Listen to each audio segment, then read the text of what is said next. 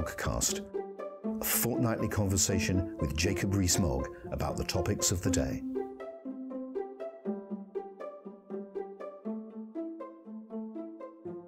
Welcome to another edition of the Moggcast. This is Paul Goodman, editor of Conservative Home, in conversation with Jacob Rees Mogg.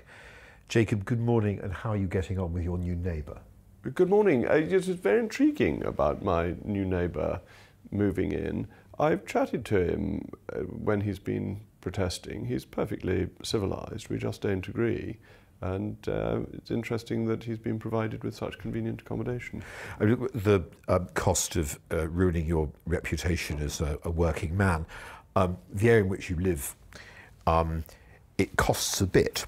So it must be costing him a bit, or someone else a bit, to move into this accommodation. You should explain to the listeners who this person is, by the way. Since I failed to do so. He's the gentleman who appears on television wearing a hat with an EU flag on it and a banner saying "Stop Brexit." And he's got a very good voice, so he can project "Stop Brexit" halfway across Westminster. Interestingly, the area in which I live was bought up by the London County Council, at any rate Lord North Street and areas around, as a slum clearance in around 1900. And Smith Square was referred to in one of Disraeli's novels as having houses which were like a rat's bolt hole. So although it may now be a relatively salubrious area, it's yuppification, isn't that the word, that has taken place over the last 100 years? But I mean, someone's paying to put this person in now what's rather salubrious accommodation, it would seem. He's, I think, in the former residence of the representative of the Hong Kong government, which was sold by the Chinese government a couple of years ago. So it really is, it's a very, if that is the house, it's a really very nice, very substantial house, much bigger than the house I live in. Well, at any rate, after this pleasant chit-chat, let's get down to the business of the week. And obviously, yet again, I'm interviewing you on a Monday. The Moggcast will be broadcast on a Tuesday, and we have the votes tomorrow. Just first of all, a kind of simple question, really, but it's one of clarification, which is, we read in the media, and we write ourselves at Conservative about the ERG. Is the ERG really a block of people who one can describe in such a way as to suggest that all 80 of them vote the same way? No, that's never been the case. We're not a fourth party. We're not like the Lib Dems were when they were in coalition with the Conservatives when David Cameron was Prime Minister. We are a group of people who have similar views on the European question. And within that, there are differing emphases on particular parts of the agreement, and there are different views of how individual votes should be approached. So I think it'd be wrong to say that there are 80 who will always vote the same way, come hell or high water. But if you or Mark Francois or Steve Baker pop up, we can presume that you speak for a certain body of the Kirk, can we not? Well, I think it's difficult. We don't have formal ERG positions, but if people associated with the ERG say things, does that indicate a view that is held within the Conservative Party in Parliament? Yes, it does. Is there an ERG view on the Murison Amendment? The Murison Amendment doesn't really help because you still have the backstop. You have it for a year only, but then you've got the possibility of extending the implementation period for a year. But you would still have in that year the split between Northern Ireland and Great Britain, potentially. And there's always a risk with things that are extended for a year that they can be extended for longer. What happens if you get to the end of the year and the final agreement hasn't been reached? Does it then get extended again? He's not proposing a unilateral right to leave. He's not. He's proposing an end date rather than a unilateral right. And is there any ERG view of the Brady Amendment? Well, again, the Brady Amendment doesn't do anything clearly. It asks the government to go back, but what would it get in return? What I think we need is government policy.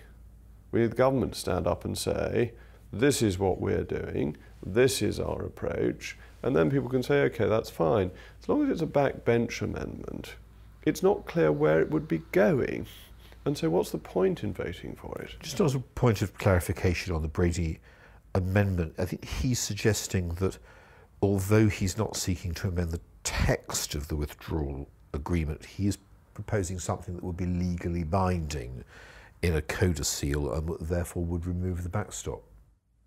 That seems an interesting approach, to say the text is not changed, but there's a codicil that removes several hundred pages of the text. Well, I don't quite see how that. I mean, you may be splitting hairs to save people's face, but actually, I'm assuming that is the purpose, and very often in politics one does have to split hairs to save people's face. I'm all in favour of saving people's face if that needs to be done, but that we have to know at the end of it that the backstop is out of the withdrawal. And you're agreement. not really sure if the Brady Amendment delivers that? I'm not sure if it does. I think if in effect you're reopening the text, it would be better to do so in practice. Really, this is, I may well be proved wrong, this is looking quite difficult for the Murison Amendment and for the Brady Amendment, because if some members of the ENG are not happy with it, I could also see soft Brexiteers or Remainers at the other end of the party complaining about it on the ground that they believe the backstop's necessary. But the issue with both these amendments is that the government apparently wants to show numbers to the European Union. It won't show numbers unless it's a government amendment. How many could the Brady Amendment get at most? It could get about 100 votes. But then it will be defeated by 500 to 100.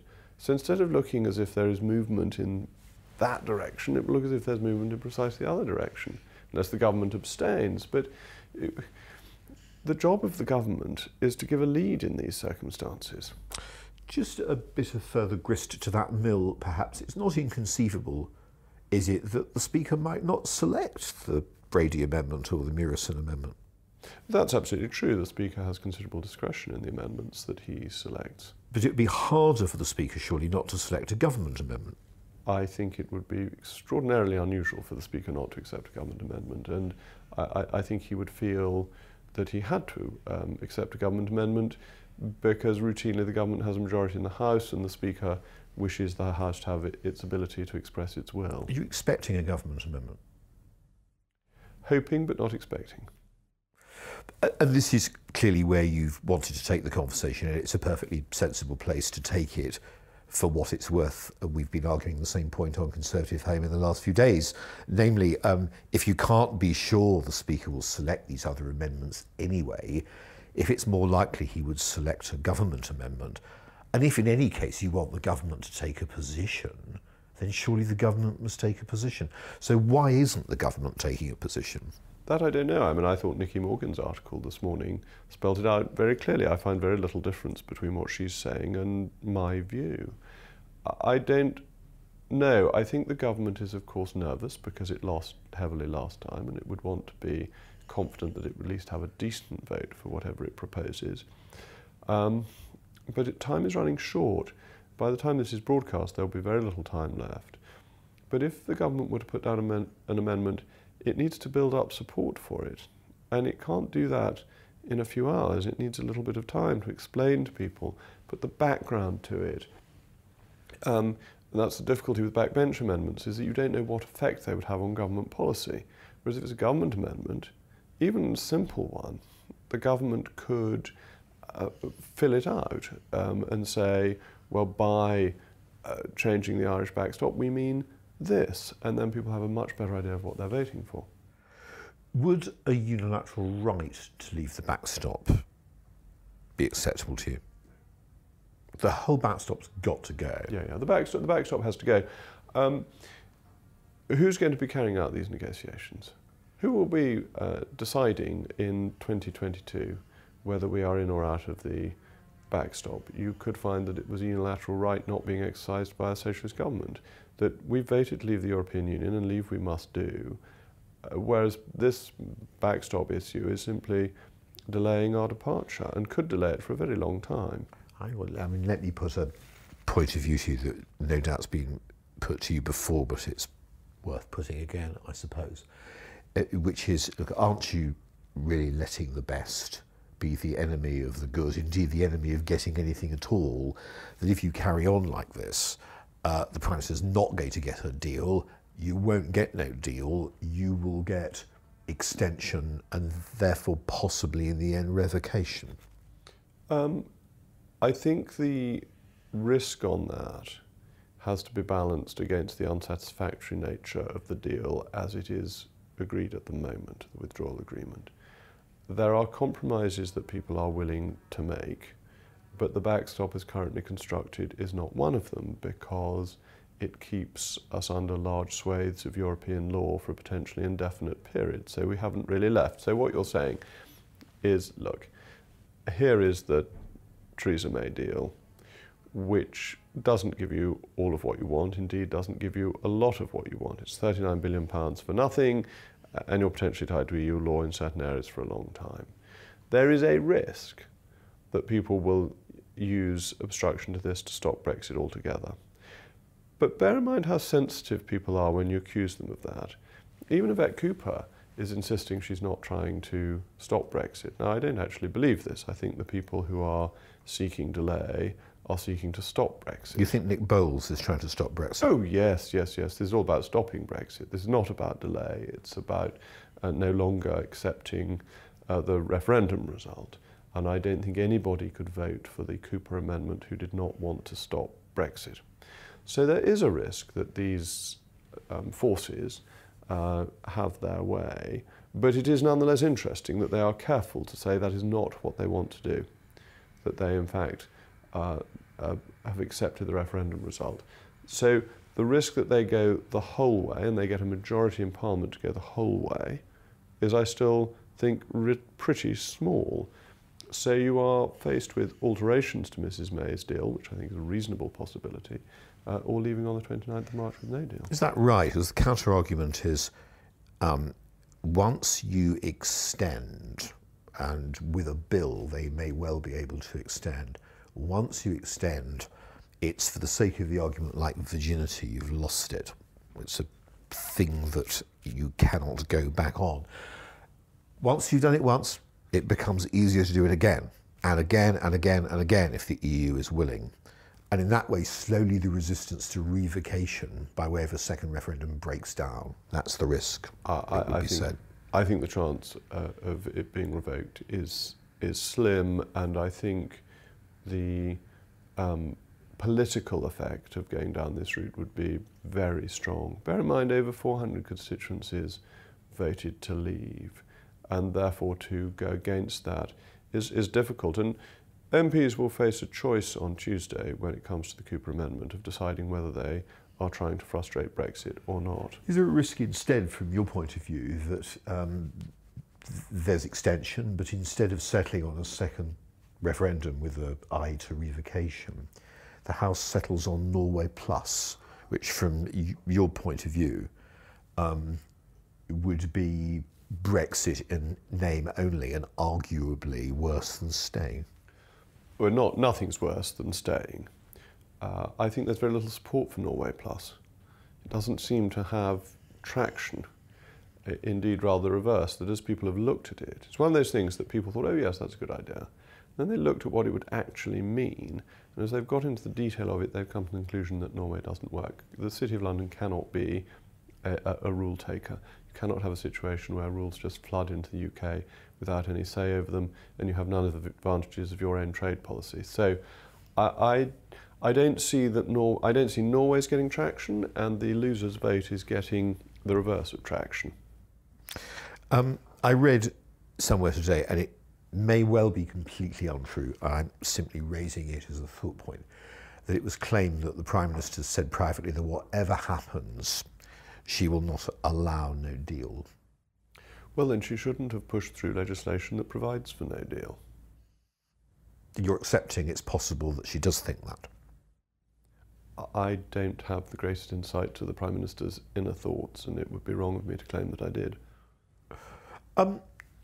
Could we just explore finally where you are on this vexed business of prorogation? I mean, you said last week, a fortnight ago in the last Mogcast, that it would be very unwise simply to shut Parliament down from, say, now until after Brexit Day, or the day on which Brexit's due.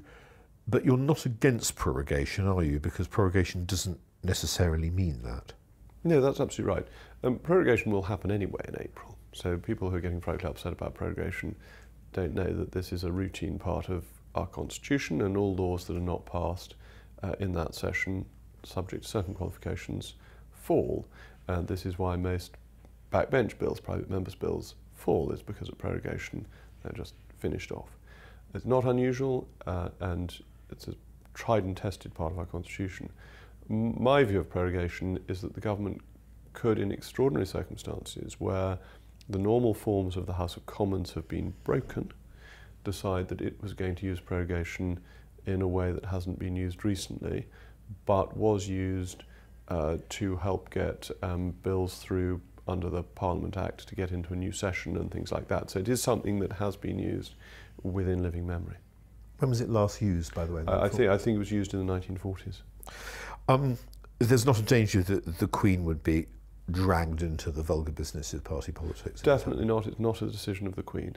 It is an action of the government in the Queen's name, as all actions of the government are in the Queen's name. Is that how all voters, or a substantial chunk of voters, would see it? Well, it's how everybody involved in politics would understand it. The Queen acts on the advice of her Prime Minister. The Queen's statement to the Sandringham Women's Institute has to have been approved with Downing Street. The Queen cannot give opinions without them being the opinions of her government. Now, there is a tradition around the Queen's Christmas message where it is very much a personal message from the Queen. This was not the Queen's Christmas broadcast. This was a briefed message on a current political issue, and it has to have been, as the one on Scotland must have been, with the consent of the government, if not encouragement. That's not how most people will have read her statement on the Scottish referendum at the time, is it? They will have read it as a personal view. It is inconceivable that the Queen would have said something about the That's not quite the point I'm Scottish referendum trying to explore. Without it being clear. I think governments do like to use the Queen in this way, that as with the Queen's speech, the Queen reads out the government's words, but the Queen does not have personal views in this sense. She can only have the views of her government. So should we read that message as a message from the government via the Queen that the compromise we should all accept is the Prime Minister's deal? Well, the Queen didn't go that far. The Queen would it'd be unusual to ask the Queen to go that far, except in the Queen's speech. But she went in that direction, you're suggesting, because she wouldn't give a message of her own, she'd give a message that was approved by the government. The government must have approved that message. I think it's inconceivable that that message was not run past Downing Street. So the government would have thought that the message of the message was to support the deal, even if the Queen didn't. And one can't know what the Queen's inner thoughts were on this. All right. I think this week we have to end there. I mean, I thought the discussion about the amendments was complex enough without getting into whatever the Queen may or may not have been thinking. But at any rate... Well, we're in fascinating constitutional waters, and the changes in the House of Commons do potentially have an effect on ways other parts of our constitution operate. I thought it was possible. She was so alarmed by what you'd said about prorogation, she decided she had to come out and give a statement, but clearly I was wrong about that. I would be very surprised if Her Majesty paid any attention to anything that I said. I wonder. At any rate, she may be listening to this podcast tomorrow, for all we know. Well, if she were, we ought to be standing up, but we're not, so I doubt Her Majesty will be listening. I'm sorry you said that, because the listeners would have had no way of knowing whether or not we are or not. But until next time, whether we're standing up or sitting down, then, Jacob, thank you very much. Thank you very much. The Moggcast, a fortnightly conversation with Jacob Rees Mogg about the topics of the day.